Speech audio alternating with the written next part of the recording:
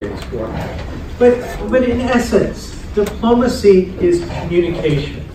And this is a function that goes way back to antiquity, where you would send out a representative of your country to engage with representatives of a foreign country, to kind of, out of basic curiosity, to determine whether they're friendly or threatening, how they live. And so this is something that is a very old institution in human relations. And essentially the diplomat from a country is there because he is the person who's going to explain what his country, his culture is like to people who are unfamiliar with it. And he's a person who is going to be able to answer questions, or should be able to answer questions about all aspects of life in his own country, as well as his own culture, his own belief system, and to convey that to a different culture.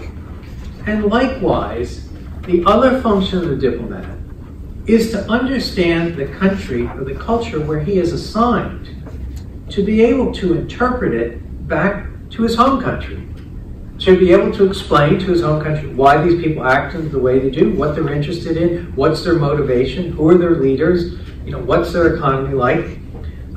And so that today is still the function of a diplomat. What we do to communicate, to talk about ourselves, and to understand the countries in which we are assigned. So as we do this, we understand what the interests of our own country are, the interests of the other country, which may be similar, different. We understand how those interests interact, and where they're different, where they're similar, or how they can be reconciled.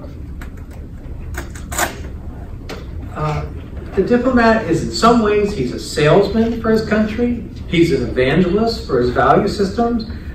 He's a deal maker when it comes to that, to negotiating something. So you're called upon to have a lot of different skills, which you develop through the course of a career. I mean, you don't start out knowing everything. You start off kind of like a second lieutenant in the Army, and you move up through the ranks, having different jobs, each of which give you different responsibilities to prepare you for more critical assignments as time goes on. And the top of the chain is called the chief of mission, or the ambassador. That is the person who is assigned by our government, by our president, to be the principal representative of the United States to a foreign government. And every American, no matter what agency he works for in the U.S. government, who's assigned abroad, answers to the ambassador. And it's very important that when we're overseas that our countries speak with one voice. If you had the guy from the Defense Department saying one thing and the guy from the Commerce Department saying the other thing, the DEA saying a different thing, it could be very confusing. It's very important that we speak in one voice. And there's a process, both in the embassy and in Washington, where for any important issues, we work through this to figure out, what is the message, what is important, what does our country want to say on this topic. So if we're representing the U.S. interests, what are the interests of the United States? How do we know this? Well, basically, it comes down to a couple of fundamental things. First of all, our welfare, our security. I mean, that's got to be number one. You're looking after that. You're looking for economic opportunity for our country. We're worried about health issues, everything from infectious diseases and the spread of them to the health of the planet. And finally, you're projecting your national values, what your belief system is, so that people are better able to understand it. And hopefully, and each country hopes that our values can be shared with each other. At some universal level, there's an ability to share values. Now, no country is alone on this planet. We all interact with each other. We all cause an impact, for good or for bad or for neutral. And so it's not really possible in the world today to live your national life or your national project without having some impact of countries abroad. Again, this is why we have diplomats, because the diplomats assist in this communication and interaction among different countries. We have relations with countries in what we call a bilateral context. That is, I'm assigned to Brazil, and so the U.S. government, the Brazilian government deal with issues. That's called bilateral. But there's also multilateral, and that is international organizations. It could be the North Atlantic Treaty Organization, it could be the UN, it could be the OECD, the Organization of Economic Cooperation and Development. Any of these international organizations, this is multilateral diplomacy, where you have lots of countries represented, and they're working out issues on a global basis. So what does a diplomat need to know in order to do his job? I sort of talked about this earlier, but you need to know a lot about your own country in order to represent it. Because when you get abroad, you know, if a person in that country has a question, you're the one they're going to ask, whether it's about civil rights in the United States, or the technology economy, or you know, soil erosion in agriculture. They look to you to have the answer. If you don't know, you got to be in a position to figure out who can get that information, who can convey it to them. But basically, we need to know our culture. We need to know our history. We need to know our leaders and the position of our leaders in the United States, our political parties. We need to understand the politics of our own country, and we need to understand our economy. And all of those things that we need to understand of our own country, we have to become experts on in the country in which we are assigned. Again, to interpret that back to our own leaders. This knowledge that diplomats gather abroad offers the context for U.S. decision makers to make their decisions, so that they understand what the different factors are, what the implications of their decisions are, what the motivations, and to help our leaders make the best decision with the best information that they can have. We recommend courses of action. In other words, you know, if we know that our interest is security, we know that our interest is economic opportunity, but the diplomat is in a position to say, if this is what our interest is, in this country, in this context, the best way to accomplish this is to do the following. So that's one of the critical functions of diplomats, to provide the context in which we can decide what's the best way to pursue our interest in a particular country. There's a lot going on in the world right now. There are major issues which you're just looking at the headlines. You know, our president's in Vietnam negotiating with North Korea. We got major trade negotiations going on with China. We have tensions with Russia over nuclear weapons and over Russia's role in Eastern Europe. And so there are many different issues that are coming up which are really going to affect our lives, all of your lives.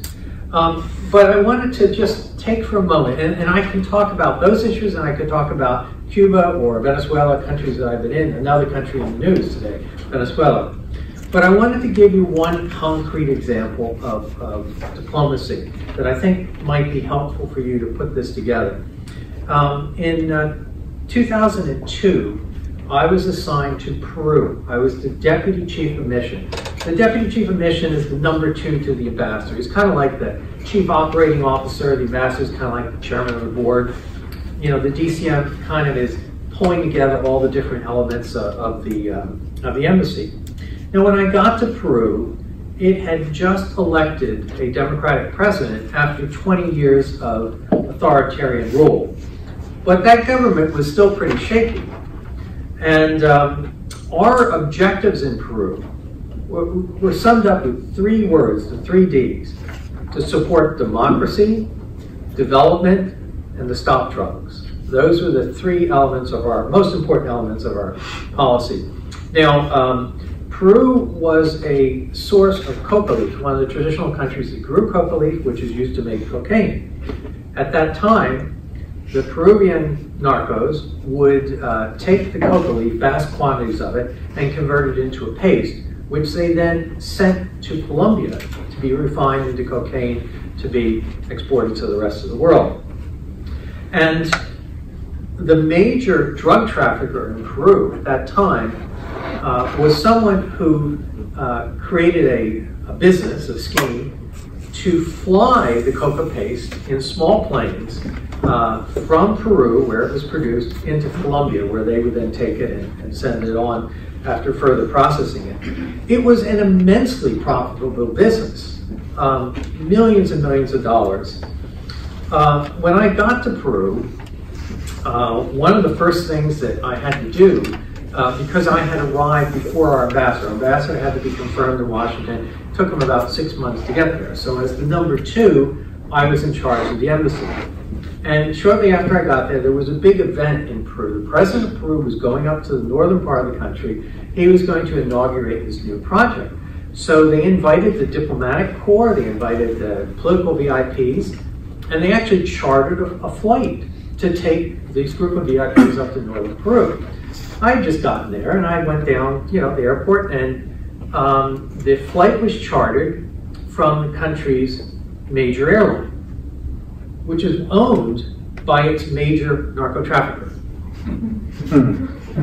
And aboard the aircraft, sort of as the hostess, the grande dame hosting it, was the sister of the major narco trafficker with all of these VIPs.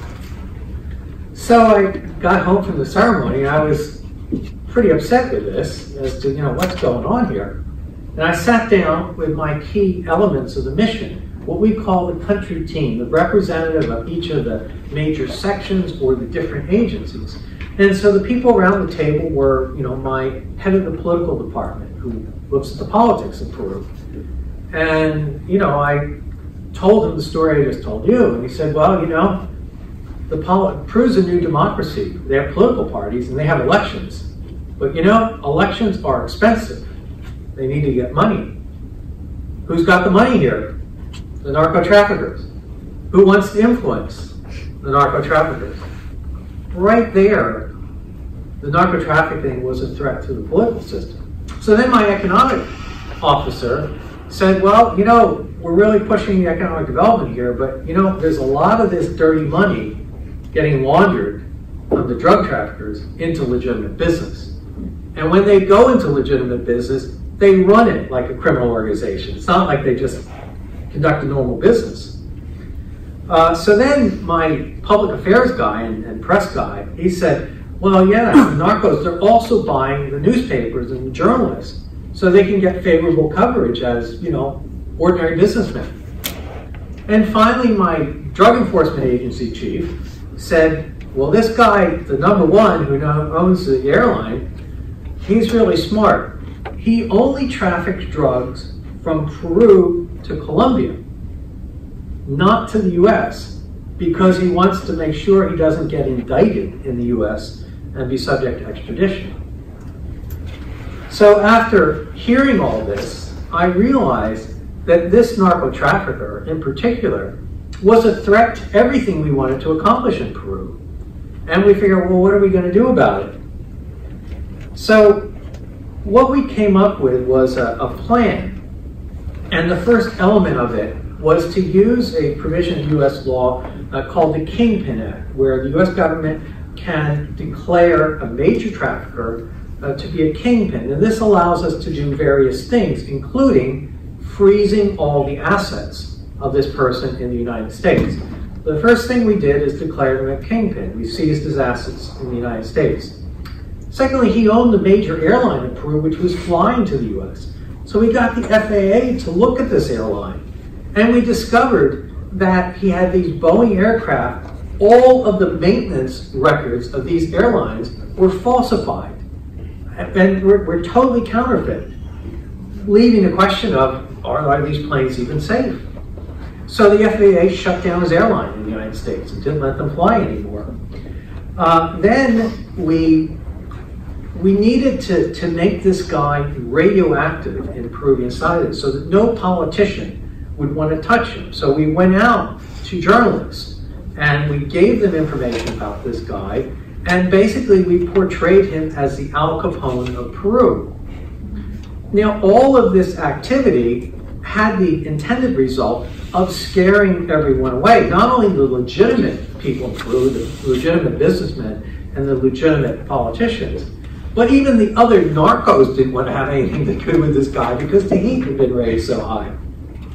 So through this action, even though we couldn't accomplish what would have been the most important thing of locking this guy up, we were able to isolate him and to remove him from a position of power within Peruvian society, something that would work against our interests. This was put together by the major elements within the embassy with support from Washington, and the ability to go up to Washington, understand our rules, our system, and to figure out the way to bring all the resources of the U.S. government to bear on this particular problem allowed us to do that. Now, of course, for our diplomacy, for all our embassies around the world, there's a cost. And the cost of our diplomacy, everything from our embassies to foreign aid to our contributions to these international organizations I mentioned, about 1 penny of each of your tax dollars supports the entire foreign affairs budget. And I hope that you have an idea right now that you're getting your money's worth for it. So with that, I'm going to take some questions, and afterwards you're going to have a session where you're going to look at some issues and try to put yourself in the position of diplomats, American diplomats, to see how you would handle these issues. Okay, any questions? Right.